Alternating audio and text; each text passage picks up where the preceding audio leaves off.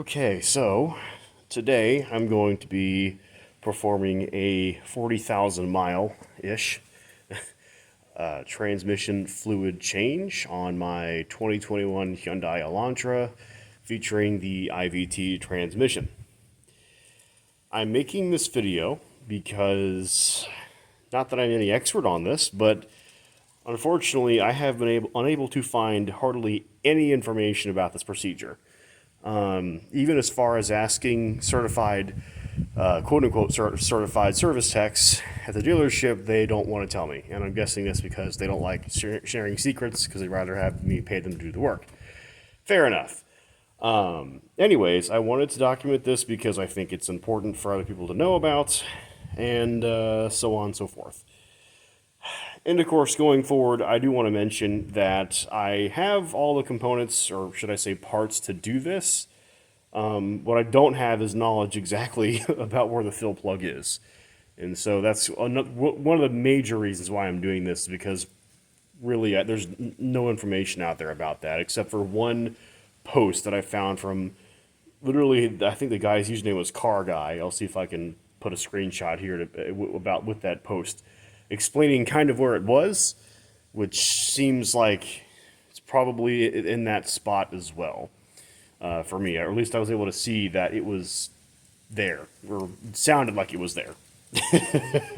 Anyways, if you're watching this video and wondering about doing this yourself, I just want to make quick note that I would watch the entirety of this before ever even proceeding to do this, just because I think it's important, as I am doing this for the first time with a little bit of a lack of knowledge. It's probably best to watch till the end so you know what I don't know yet. Anyways, I hope this is somewhat informative, enjoyable. Also, last but not least, I've got to put this in here, I'm sorry. I am not responsible for any damage you do to your car. This is really just an informative video. I understand other people want to maintain their cars. They might use this video for knowledge, but I cannot be held responsible if you mess this procedure up, as it is very, very delicate and kind of pretty decently difficult decently difficult procedure. So if you happen to mess up your car, I can't be held responsible. All that good stuff. So just if you have any qualms about doing this yourself, you might want to pay your service provider to do this for you. Anyways, all that being said and done, let's get into this thing. I'm going to first mention that I'm filming this outside. It's a reasonably windy day. There's nothing I can do about the sound quality, honestly, with this. I'm trying to block the wind as best as I can here, but I'm guaranteeing you right now you probably will hear wind noise. If that bothers you, I'm so sorry, but can't help you there. So what I have read online is, or even some videos I've seen, is usually the way to do this on older models is to remove the airbox. I have removed this before just to kind of see what I saw, and I do think I know where the fill plug is. I will demonstrate that now. So in order to get this airbox out, it's actually quite easy. There are two pins right here. You'll want to remove these two pins, and the way you do that is you just pry up right here very, very nicely with a flathead screwdriver. It's not too difficult. I just set this stuff to the side. Make sure you don't drop it down in the engine compartment, of course. It's never fun to try to recover. And then, after you're done with that, there are 3 bolts you're going to want to find here. There is one right down here, kind of on the, I think this is the ECM actually. Right here is the fuse box. There's one right down here. There's one right down here. And then I think there's one right over here. Actually on this side as well. You'll want to remove. So that'll be a 10mm socket. You'll want probably some kind of extension tool to get you down there. I'm going to go ahead and remove those, and I'll be right back with you. Okay, so I have those 3 bolts removed. I'm actually going to remove the air filter. I should have done that beforehand, so I apologize about that. It's not too hard to remove. You just pop this open like you normally would. Remove the air filter. Keep that in a safe place. And then you simply just lift this air box out. kind of jiggle it. It should pop right out. Be careful with this guy. You can remove this. That goes into your air intake there. I am not going to do that. I'm just going to kind of bend it back very gently. Just kind of set down nicely. It probably is easier to remove this, and I might end up doing that at some point. Then, of course, you just also keep that in a safe, decent place. Put that to the side here. Okay, so we're kind of now ready to take a look down into the transmission. And I'll kind of mosey our way on down there right now. So with the airbox out of the way, you can see what I'm kind of looking at here. I believe this black big guy right here is our fill plug, and that's my theory. I'm gonna pull that open, and I don't know what fitting that is yet, but I'm gonna pull that open, and we're gonna see what actually happens here. I might end up removing this guy, like I said kind of before. It's really not too hard to do. It's just take this screw out, release this clamp, obviously unplug the mass airflow sensor, and then this should just come off. But of course, be careful doing that if you do. So yeah, I'm going to go ahead and kind of meander in here, and then when I come back, I'll kind of explain what I found. Regardless if this is a fill plug or not, we do want to find it because you're going to need to actually release that a little bit. Actually unscrew it. That way you can kind of release a little bit of pressure in the transmission, just so that when you drain the fluid out of there, you get a good amount out, basically. So, all right, I'm going to take a look. So I did go ahead and remove this air intake going into the throttle body here, just give myself some extra room. I did want to mention also really quickly that before you ever open this cap, like you can see down here, I've got a lot of grime on my transmission. Before we do anything, even if this is a filter cap or not, I would always clean this because you don't want any of this stuff getting in the transmission. So in case this is a good opening to get in there, I would definitely clean up around just to make sure you know for sure that nothing's going to get in there. You want a very clean procedure, the best you can get. If you can do this in a garage, extra good. Alright, so I think my suspicions were correct. Actually, first thing is first, I cleaned this off and noticed it's actually a silver plug, not a black plug. That's how much gunk was on there, goodness gracious. Removing this plug ever so slightly, well, you will need obviously a wrench to do so, or a socket really. Let me get this out of here, sorry for the bad shot. You remove this ever so slightly, you look down there, you'll notice you've got some fluid down there. So that's telling me this is probably what I want to see. What I'm going to do to test this is I'm going to drain the transmission, because I'm confident enough this probably is it. And I would imagine I should see that fluid drop, unless that's some kind of reservoir. So I'm going to go ahead and just screw this back on there, not all the way, just a little bit so it's kind of covered. And then I'm going to drain this transmission. Also, if you want to know, 15/16 English is actually what I used, not metric, to get this off. My highest I have is a 23 millimeter metric, and that was not large enough to actually take care of this, or millimeter, meter, I'm not sure. Anyways, I use a 15/16 torque wrench socket to actually get that off of there. It's not a perfect fit, but it does actually work. It doesn't slip or anything either, so that will work if you have one.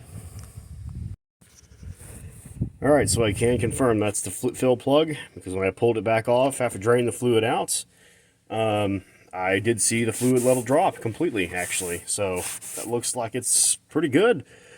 That definitely is our fill plug. The other thing I wanted to mention is another way to really see, the drain plug is the exact same size. And it even has the same fitting, 15/16 fitting. Will also work on that.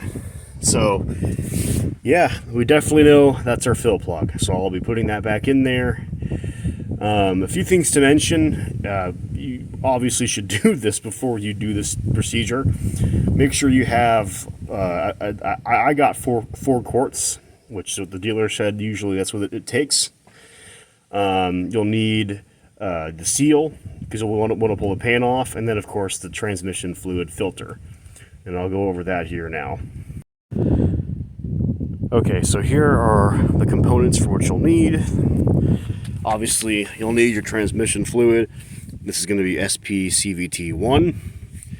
You'll have, I got 4 of these. I'm hoping that's going to be enough, hopefully, because if not, I'm going to have to go get some more. And they didn't have a lot of this stuff when I got it, so yeah, we'll see. You're going to need an oil filter, and that's, I believe, the part number right there. Once again, though, your dealer will have this all for you. And of course, you're going to need the seal.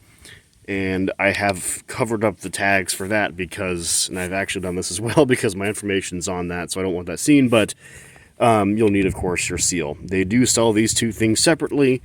Don't know why, but they do. So just FYI, you'll be paying for those individually when you go to do this. Okay, so now here under the car, you can see we've got our pan of fluid that we've drained. It's still kind of dripping out of there, and it probably will continue to do so. This is not a very big pan, and that's going to be probably a little bit more complicated for me. I just wanted to buy a whole new pan for this, just in case I needed that fluid for some weird reason.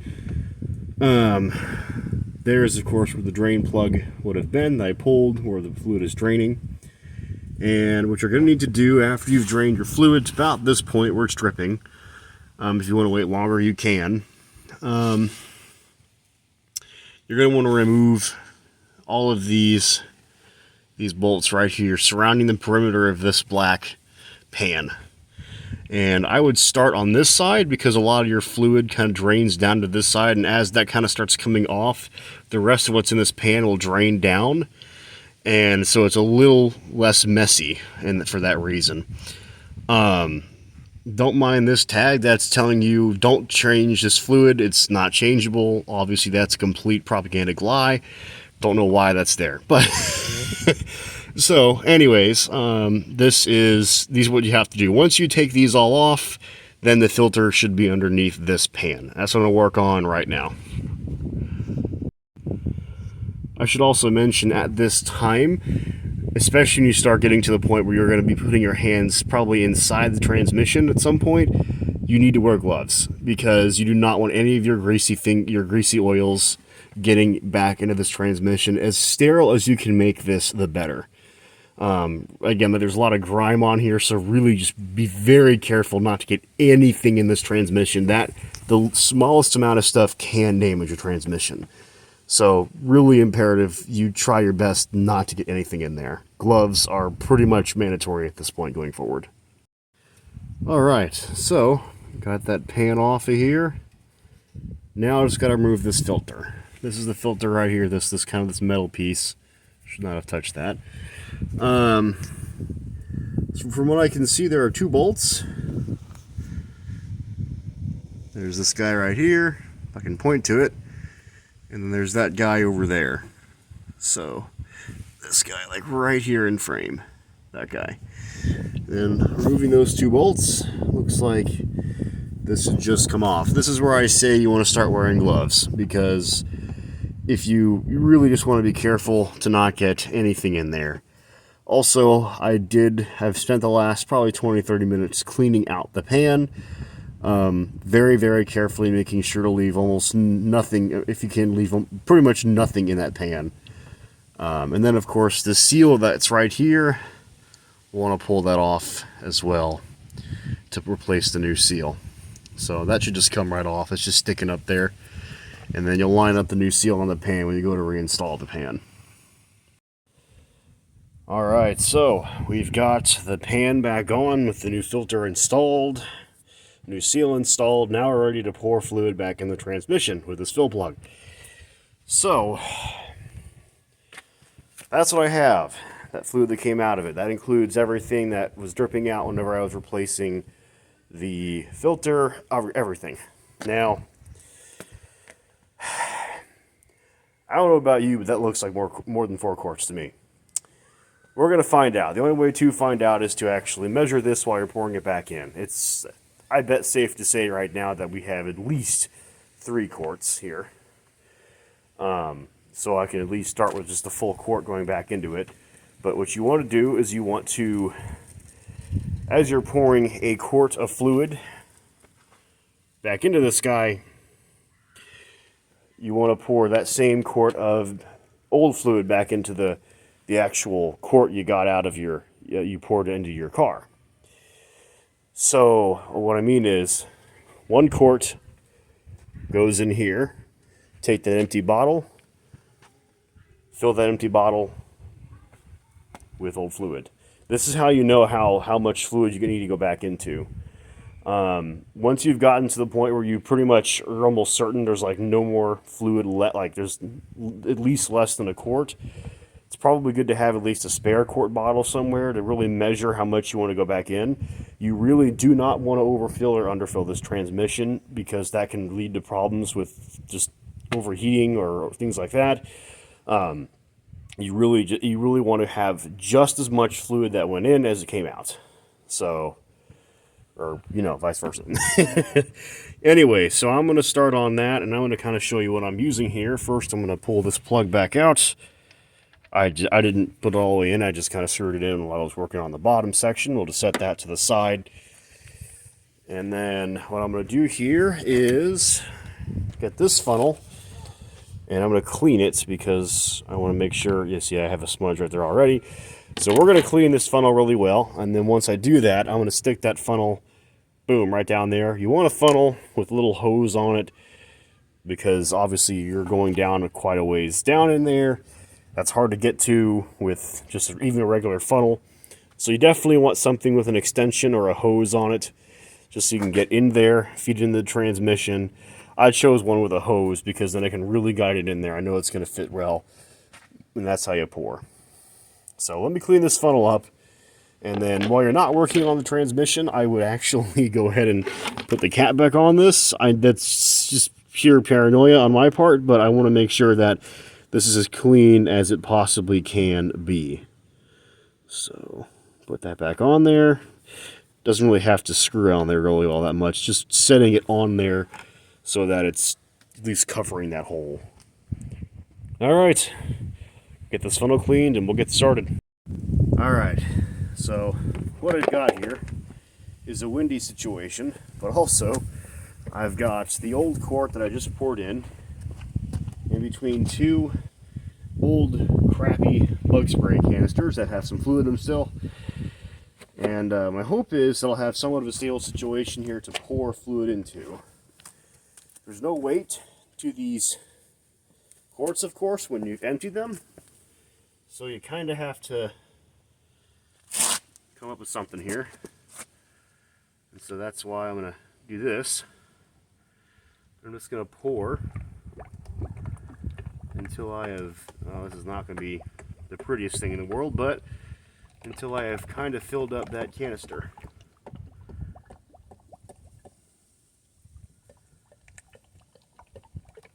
And that's how I know I'm got 1 quart in.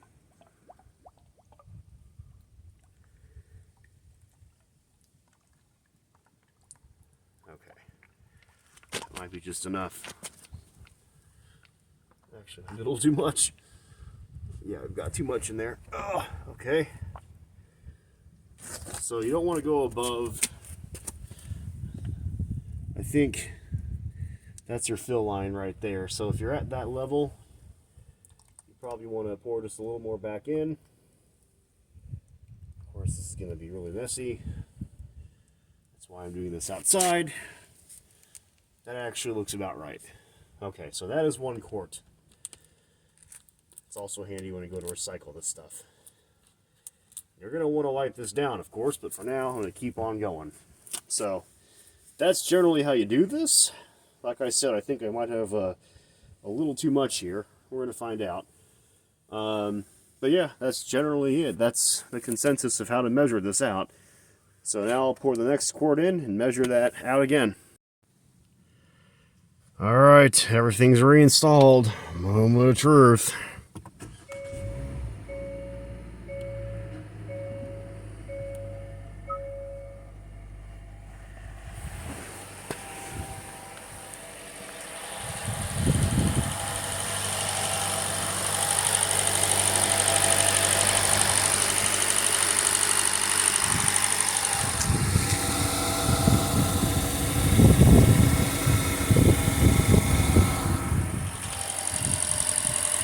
Well, so far so good. Don't hear anything grinding away horribly.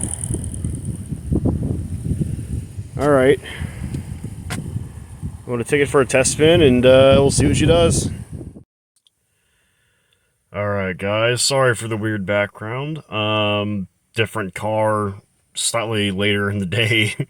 Wanted to kind of make one last clip of this before I kind of let this go. I did test drive the Elantra. It works absolutely fine. I actually drove it at least probably 15 miles, and I had no issues.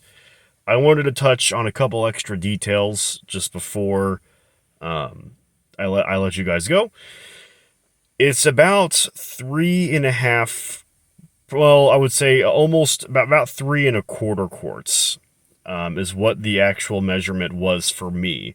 So I would say you're probably going to need about 4 quarts. I would give you the exact measurement, but honestly, I don't think that's going to be very necessary because it might be a little less or a little more than you might pull. And for that reason, that's why you definitely want to measure this as you're doing it, because just kind of all depends. And I measured it down just a little bit. If you don't have an extra quart laying around, like an extra empty quart bottle, one thing you can do is I actually had an extra pan. So what I did was when I got down to that last quart, you can't, of course, just pour fluid back into the old quart can because you don't have you don't have that same amount of fluid to pour out of you can't mix your fluid, of course. So what I did was with the extra pan, I poured out one of the other quart cans that are already filled up with the old fluid just to hold it over, so I wouldn't lose my measurement. And then I used that empty quart bottle, excuse me, not really can, to actually fill up into the point where I knew, okay, I have about 1/4 quart I have to go still, and so I added that back to my transmission. So if you don't have an extra quart bottle, but you do have an extra pan, or even honestly just anything to empty that other quart into, that spare quart, that will work as well. But if you have an extra quart bottle, of course, the most ideal thing. Anyways, guys, that's really it. That's how you do it. Like I said, I wanted just to document this. There's nothing professional or great about this video. I just want to be helpful and hopefully help out anyone who had any other questions about that. So anyways, yeah, this is not, again, like I said, my Elantra. This is actually my Pontiac Vibe. So that's why it looks different. Just kind of in just any old background here. But yeah, again, like I said, hopefully this helps, guys. If you have any questions, or at least please feel free to ask them, and I will respond if and when I can. All right, thank you so much.